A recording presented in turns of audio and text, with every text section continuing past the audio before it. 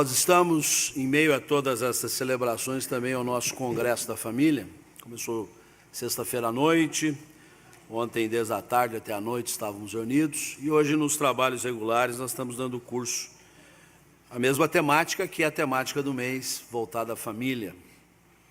Este ano a nossa igreja celebra 130 anos de organização e isto tem acontecido com as famílias no Senhor.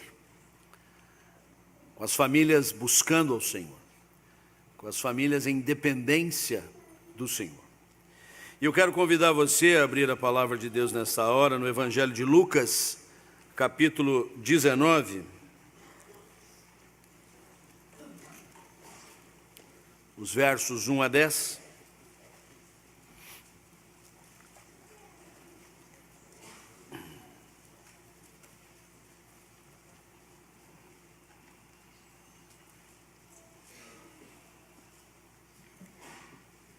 Vamos fazer uma leitura responsiva do Evangelho, assentados como estamos. Entrando em Jericó, atravessava Jesus a cidade. Eis um homem chamado Zaqueu, maioral dos publicanos e ricos.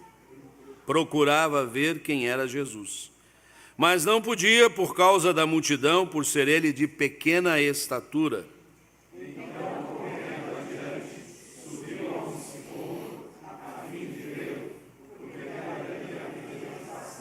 Quando Jesus chegou àquele lugar, olhando para cima, disse-lhe: Zaqueu, desce depressa, pois me convém ficar hoje em tua casa. Ele desceu a toda pressa e o recebeu com alegria. Todos os que viram isso murmuravam, dizendo que ele se hospedara com um homem pecador.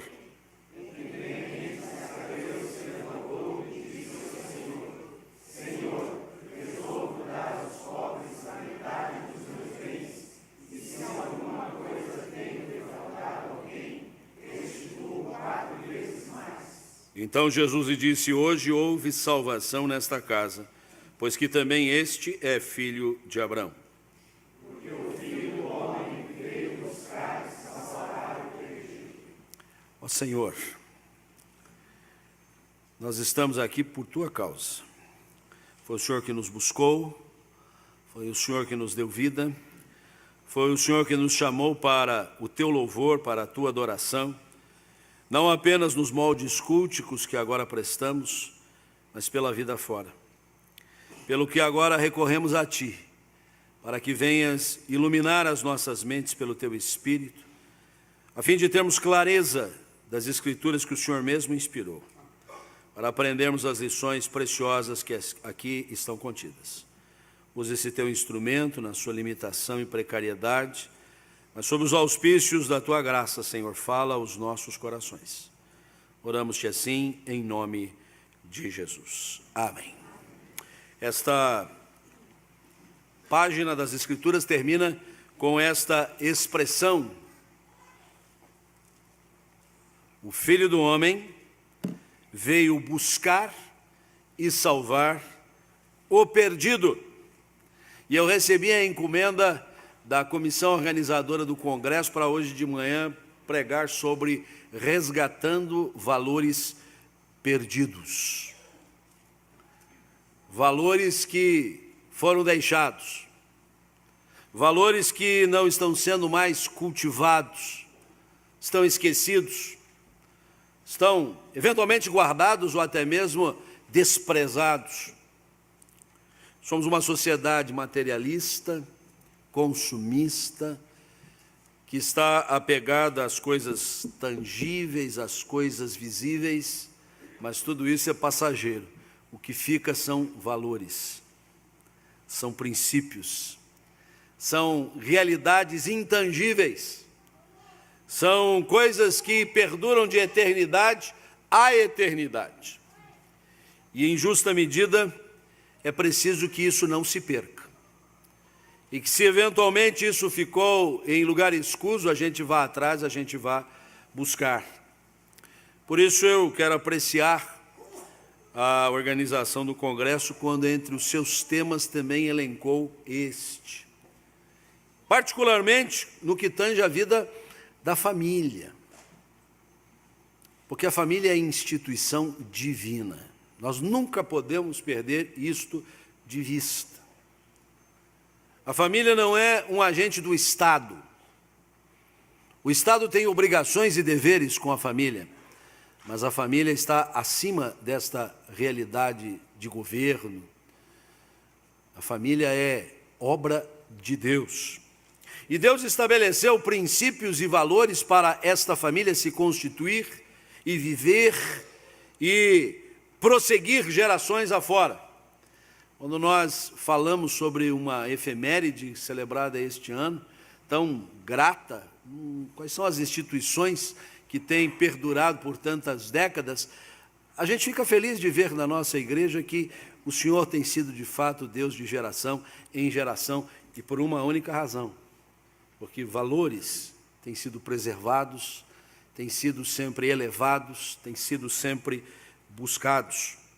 Mas se nós precisamos resgatar os valores perdidos, a pergunta continua em tela: o que está faltando em nossos lares? Talvez essa pergunta evoque muita coisa na sua mente em relação à sua casa, à sua família, e você seja rapidamente levado a pensar: está faltando tanta coisa lá em casa, está faltando objetos, está faltando mais recursos tecnológicos. Você já comprou uma nova televisão para ver a Copa do Mundo? Está na hora de trocar aquela caixa velha que tem lá na sua casa, né? E você está dizendo assim: poxa, não sei se vai dar, acho que vai ficar para a Copa de 2022. Porque nós somos embalados numa sociedade que quer nos fazer pensar que o que falta dentro da nossa casa são objetos, são recursos modernos, são tecnologias, coisas que nós podemos comprar com recursos materiais, financiá-los, em alguns casos até comprometendo a nossa renda por muito tempo. E eu queria dizer para você que o que está faltando nessa casa não custa um centavo. Um vintém, para falar a linguagem do passado, já que nós estamos aqui resgatando grupos vocais bem antigos. Acho que o Canto Vivo é do tempo ainda do Conde de Réis, não é? Mais ou menos, né? Não custa nada. Aliás, as melhores coisas da vida não custam absolutamente nada. Encha o seu pulmão de ar agora. Tem coisa melhor do que a gente respirar? Principalmente quando você está com alguma doença respiratória, né? Faz um bem danado. Enche de vida. Ver o sol, ouvir a chuva, sentir a brisa, ver o cenário da natureza é grátis. E a gente acha que o que está precisando a gente não vai conseguir, porque é caro, está além do nosso padrão. O que está faltando em nossos lares segue junto uma pergunta: o que se perdeu, no final de contas, nas nossas famílias? Então, posto que não são coisas que pagam-se com dinheiro, mas nós reconhecemos que perdemos sim, que em algum momento da nossa caminhada conjugal, do nosso relacionamento pais e filhos, do nosso envolvimento entre os irmãos, a gente perdeu alguma coisa. Uma boa comunicação, o diálogo, o querer estar juntos para não fazer absolutamente nada, o desfrutar pura e simplesmente da companhia uns dos outros, o apreciar estar ali juntos. O que é que se perdeu em nossas famílias? A gente achou tanta coisa, tem tantas facilidades, tem tantos recursos, mas a gente perdeu talvez o que seja mais essencial. E junto com isso a gente fica se perguntando, então, o que é preciso ser reencontrado? Nós estamos aqui diante de uma passagem conhecidíssima. Quantas vezes você já leu esse texto? Você já ouviu alguém pregar? Você mesmo já não pregou esse texto? Você sabe contar esta história de trás para frente, de frente para trás? Você tem na sua memória alguns momentos épicos aqui desta cena? O Zaqueu, um homem que trabalhava na coletoria de impostos, era o o principal administrador, o chefe da coletoria. Ele, do outro lado, era uma pessoa de estatura pequena, então ele tinha dificuldade para, no meio de uma multidão, enxergar aquilo que estava sendo visto pelos outros. Ele sobe numa determinada árvore, está lá de cima para ver o que ele mais queria naquele momento, que era Jesus passar. E de repente, quando Jesus está passando bem onde ele estava, é Jesus que se volta para cima, olha para ele e diz o nome dele, e ele deve ter naquele instante praticamente caído. O texto diz que ele desceu depressa, ele caiu quando ele ouviu o seu nome pronunciado pelos lábios de Jesus. Zaqueu, desce depressa porque me convém ir para a sua casa. E ele vai para casa com Jesus, e ali na conversa que tem, numa refeição noturna, ele toma algumas decisões na sua vida, e o texto termina dizendo que a presença redentora e salvadora do Senhor teve lugar naquela casa. E eu quero, diante desta narrativa tão conhecida de você, de cor e salteado, trazer exatamente respostas para estas indagações, normalmente esta última, falando que realmente alguns valores precisam ser resgatados na vida das nossas famílias. E o primeiro valor que eu quero trazer à luz agora é que precisamos resgatar a centralidade de Cristo. O lugar central de Jesus dentro da nossa casa. A sua presença absoluta, plena, tomando conta de todas as áreas da vida da família, de cada um dos seus componentes e da dinâmica que tem lugar dentro da nossa casa, quer estejamos ali reunidos ou não, estejamos na costumeira dispersão do dia a dia, é preciso resgatar a centralidade de Jesus dentro das nossas casas. Observem bem, Zaqueu queria ver quem era Jesus. A fama de Jesus já corria célere. Eles não dispunham dos meios rápidos de comunicação que nós temos hoje, mas alguma coisa parecida com o WhatsApp chegou para Zaqueu dizendo: olha, aquele que está rebanhando multidões aí afora, está passando aqui em Jericó. Eu não posso perder de vista quem é esse, falam demais dele. E logo eu, que estou aqui como uma figura de destaque na sociedade, mesmo que a maioria das pessoas não gostassem dele, como nós vamos ver daqui a pouco, eu quero ver quem é Jesus. E ele faz todo o esforço para ver quem é Jesus, como nós falamos. E então Jesus diz uma coisa fundamental aqui, que eu quero destacar no versículo 5. Zaqueu, desce depressa, porque me convém ficar hoje em tua casa. Nós estamos aqui em culto de adoração a Deus, esta é a casa do Pai. Estamos em casa. O reverendo Ivaldo, do culto às 9 horas, fazendo uma exposição de Romanos 8, foi muito feliz quando pontuou a nossa relação filial para com Deus. Deus é o nosso Pai, nós somos filhos de Deus. O Espírito nos guia a vida fora, confirmando esta filiação divina. Por isso nós nos sentimos em casa na presença de Deus. A grande pergunta que fica aqui é: será que Deus se sente em casa lá na nossa casa? Será que Deus é a figura central dos nossos lares? Será que a sua presença é recorrida, é requerida, é aguardada, é buscada com a mesma intensidade? Eventualmente não. Nós estamos aqui adorando e servindo ao Pai na sua casa, mas daqui a pouco o trabalho vai encerrar-se, nós vamos para outras jornadas. A grande pergunta é: você vai deixar Jesus aqui? Você vai só reencontrar-se com Ele domingo que vem? Quem sabe? Ou você vai levá-lo para casa, como Zaqueu fez? Você está aqui por sobre o sicômoro. Esse sicômoro está quase caindo de tanta gente que tem em cima dele, do galho. E o Senhor está dizendo para cada um de nós: desce depressa, porque eu quero ir para a tua casa. Calma, não acabou o culto ainda. Depois que eu der a bênção aqui, você vai para casa. Mas leva Jesus para casa, por favor. Não viva uma espiritualidade gélida, fria, formal, litúrgica, mas que não se distende minimamente para o ambiente da sua família, para as relações familiares, para o convívio conjugal, para o tratamento que deve haver de você com seus filhos, de você com seus pais. Porque o Evangelho é para alcançar a toda a humanidade, começando da nossa casa, começando dos nossos relacionamentos familiares. Esse ponto é fundamental. É aqui que tudo começa. Nós não estamos aqui colocando um aspecto a mais, este é o essencial. Jesus sendo o Senhor dos nossos corações, Jesus sendo o Senhor das nossas casas. Na mesma medida em que o Senhor requer de nós essa dedicação, esta consagração pessoal, Ele também espera que no âmbito do lar haja igual dedicação.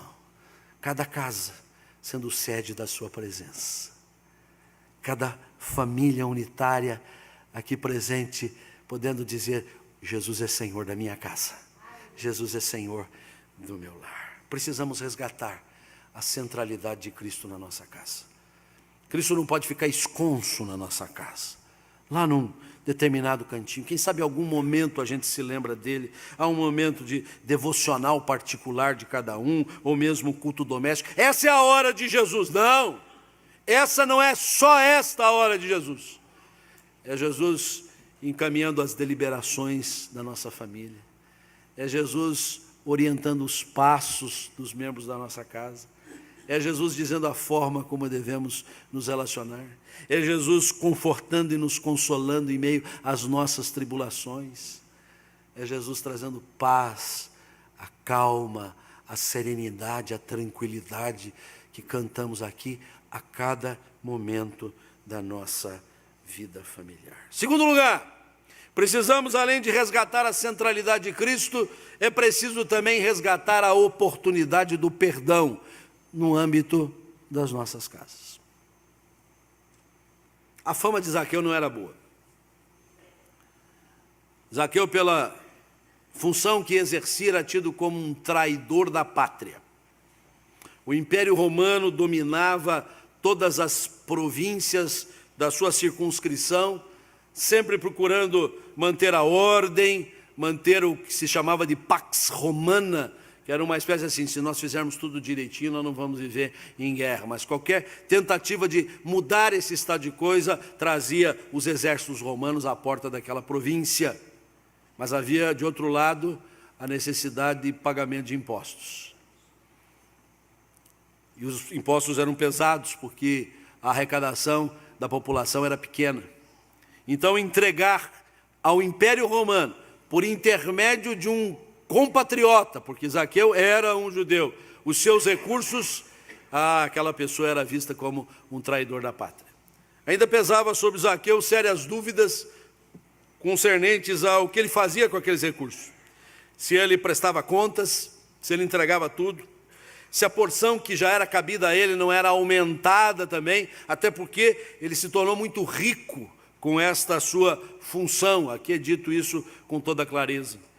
Então, o fato é que este homem não era bem visto pela sociedade. E então, quando o Senhor Jesus assim, eu quero estar no centro da sua casa, e Zaqueu leva ele para casa, evidentemente, a população achou nisso aqui um motivo para contestar as ações de Jesus, para criticá-lo. Não era a primeira vez que eles faziam isso.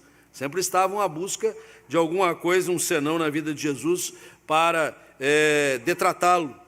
E o versículo 7 diz claramente isso. Todos os que viram essa cena murmuravam, dizendo que ele se hospedara com um homem pecador, o que era a mais absoluta verdade. Jesus tinha ido para a casa de um pecador.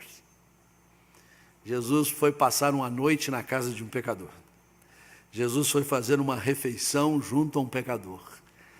Jesus não teve por óbice nenhum, não argumentou em cima disso, da impossibilidade de estar ali, pelo fato de ele ser um homem pecador, como aliás todos nós somos.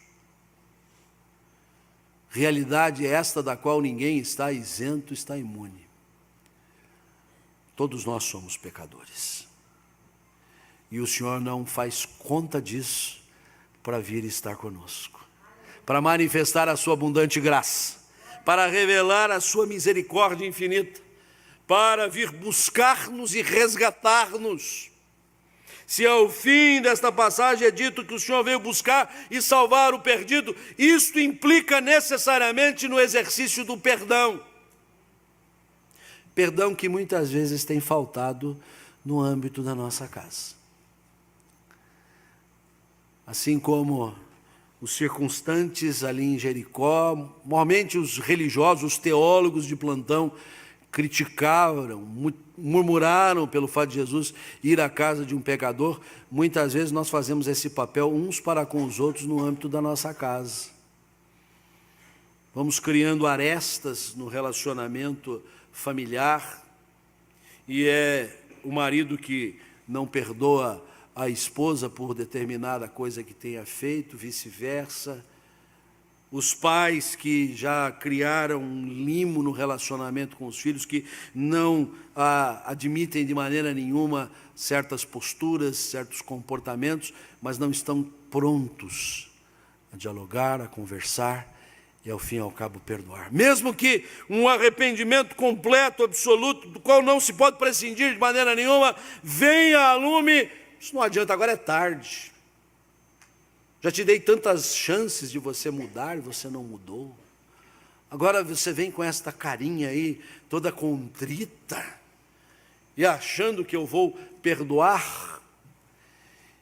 E a falta do perdão é que tem criado um muro de separação entre os membros da mesma família.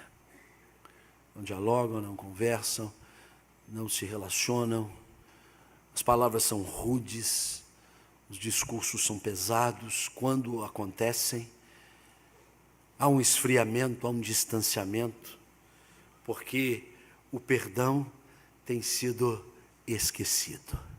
O perdão está guardado na última gaveta da última cômoda e a gente perdeu a chave. E a gente não está disposto a ir lá e destrancar tudo isso para que o perdão venha sanar toda a ordem de desconforto, toda a situação controversa e fazer prevalecer um novo momento na vida das nossas casas. Zaqueu era um pecador, eu sou um pecador e você também é um pecador. O marido é um pecador, a mulher é uma pecadora, os filhos são pecadores, seus pais também. Mas se o Senhor tocar o nosso coração e nos der a oportunidade de reconhecermos o nosso pecado, Ele, primeiro de tudo, vai nos perdoar. O salmista, no Salmo 51, que havia pecado contra uma outra família e contra a sua própria família, cometido duplamente um homicídio, um adultério, ele começa a sua oração de confissão dizendo: pequei contra ti, Senhor, e fiz o que é mal perante os teus olhos. E depois reconhece: mas eu pequei também contra o meu semelhante. O Senhor perdoa ao coração contrito e abatido, Ele não o despreza. Mas é preciso que nós também exercitemos o perdão. Que nós destranquemos esta caixinha escusa, escondida, que nós resgatemos a oportunidade de nos perdoarmos. Eu creio que hoje, e esses dias, e o mês da família, e o nosso congresso, e a oportunidade de refletirmos tantas coisas, possam destravar de fato esta caixa hermética e nos perdoarmos mutuamente.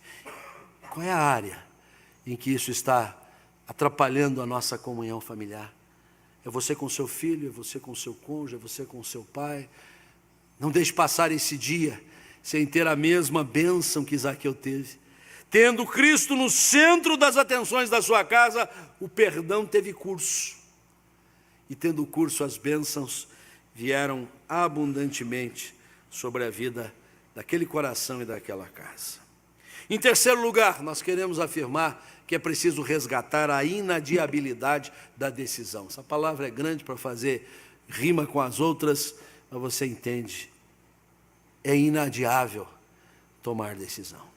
O versículo de número 8 diz que, em meio à conversa que estavam travando, Jesus e Zaqueu, provavelmente em meio a uma gostosa refeição, Zaqueu se levantou e disse ao Senhor: Senhor, resolvo! E aí tem curso a sua resolução, bastante pontual, bastante específica, que dizia respeito à situação dele, de eventualmente estar manipulando recursos indevidamente. Zaqueu, de repente, ficaria muito bem no perfil de muitos personagens políticos aí da nossa sociedade de hoje. Mas eu quero aqui apenas ressaltar que Zaqueu não deixou para o dia seguinte, que Jesus não esperou o novo amanhecer para tomar decisões importantes. Quais são as decisões que você está adiando demais para tomar no seio do seu lar? Decisões, quem sabe, que envolvem a vida econômico-financeira. Você está vivendo num padrão que você não pode viver. Passou da hora de você arrumar as contas, de você fazer um plano para que as coisas fiquem bem ajustadas dentro da sua casa. O de Zaqueu não escapava muito disso, mesmo sendo um homem muito abastado. Quem sabe a decisão que não pode mais ser adiada seja de buscar o diálogo com alguém dentro dos limites da sua casa. Não dá mais para deixar para a semana que vem, para o mês que vem, para quando a igreja fizer 150 anos, quem sabe? Não, é para hoje. Essa postura solene, imediata de Zaqueu deve impactar o nosso coração. Estavam ali conversando e Zaqueu então se põe em pé. E este gesto reflete: eu estou tomando uma decisão. A vida do crente não pode ser uma vida dúbia, com tibieza, que não sabe para onde é que vai. O Evangelho nos é apresentado de maneira pronta e de nós requer uma resposta: sim, eu creio, Senhor. Muitas vezes não temos todas as informações, não conseguimos assimilar pela nossa razão tudo que está envolto, mas a fé vem em nosso socorro para dizer assim: sim, eu creio, Senhor. Sim, eu vou fazer isso. Sim, o Senhor está tocando o meu coração e eu não vou deixar para amanhã o que é preciso fazer hoje. Rememorando um pouquinho, é preciso resgatar a centralidade de Cristo. Não deixe Jesus aqui, leve para casa. Lá em casa tem muita coisa para ser consertada, isso vai ser consertado pelo exercício do perdão. Mas é preciso tomar decisão. Não se pode deixar para amanhã. É hoje mesmo. É agora que o Senhor requer de nós uma postura, uma tomada de decisão. Quero terminar dizendo que é preciso também resgatar a necessidade da integração. Já chegando para o final da narrativa, o Senhor Jesus agora toma a palavra e, diante de tudo que teve lugar, o fato de Zaqueu não ter se desculpado com Jesus, dizendo assim: hoje não dá para você ir para casa porque a empregada não foi, porque a casa está bagunçada, porque eu não estou preparado, porque eu tenho outros compromissos. Então ele foi com Jesus para a sua casa. Ele sentiu a graça, o amor do Senhor de maneira veemente. Ele tomou decisão. Então o Senhor Jesus declara: hoje houve salvação nesta casa, porque também este é filho de Abraão. Eu quero sublinhar esta última expressão: filho de Abraão. Ao que se saiba, o pai de Zaqueu não se chamava Abraão. Até poderia chamar-se, mas provavelmente não. É que essa é uma referência à família da fé. Abraão é o pai da fé. Abraão é o primeiro dos crentes. Aliás, pregamos sobre isso outro dia aqui, né? Quando falamos na exposição bíblica deste alcance da família de Deus. Sempre é dos que creem. Sejam aqueles que creram mesmo debaixo da circuncisão e os que creram debaixo da incircuncisão. É o pai dos crentes. Quando o Senhor Jesus diz assim: Abraão, Zaqueu, a salvação hoje está aqui porque você precisa estar integrado à família da fé. Você não pode apenas ser da sua família nuclear. Você não pode ser apenas o Zaqueu aqui dentro da sua casa, perdendo de vista que você é o Zaqueu que pertence à família de Deus. Você não é mais estrangeiro e peregrino, mas você é concidadão dos santos. Você é da família de Deus. Você está firmado nas mesmas colunas dos patriarcas e dos apóstolos. Você está sedimentado na palavra de Deus. E eu queria dizer para você que não vai sair daqui deixando Jesus aqui, vai levar Jesus para casa, mas você vai voltar para cá. Porque este é o seu ambiente, porque é este o seu lugar, porque você não está isolado neste mundo, você tem uma família que é a família do Senhor Jesus. E você tem uma família a qual se chama pelo nome do Senhor. Você pertence a esta grei santa. E é preciso você estar integrado. Zaqueu, quem sabe, por longo tempo, se sentiu exatamente escanteado. As pessoas até zombavam dele. Esse aí é o que põe a mão no jarro. Esse aí é que não presta conta direito. Esse aí que está levando o nosso dinheiro. E ele sequer podia achegar-se ao templo para adorar ao Senhor. Mas o Senhor agora vem dizer para ele, você precisa integrar-se. Você precisa fazer parte. Você não vai aparecer só em algum momento especial junto ao povo de Deus. Você tem liberdade de ir e vir. Você tem todas as condições para tal, com todas as limitações, as idiosincrasias, as suas peculiaridades, mas você pertence à família de Deus e você não pode estar fora deste ambiente. E esta é uma palavra para todos nós. Nenhum de nós está escanteado, colocado de lado, desprezado pelo Senhor. A boa mão do Senhor vem ao nosso alcance para dizer que esta é a obra que Ele veio realizar. O Filho do Homem veio buscar e salvar o que se havia perdido. E entre esta busca daqueles que se perderam estamos todos nós. E o Senhor a todos nós integra. Que você possa considerar a necessidade de todas estes resgates de valores perdidos, porque eles estão à sua possibilidade. A graça do Senhor assim nos oferece. Que Deus assim nos abençoe e nos guarde.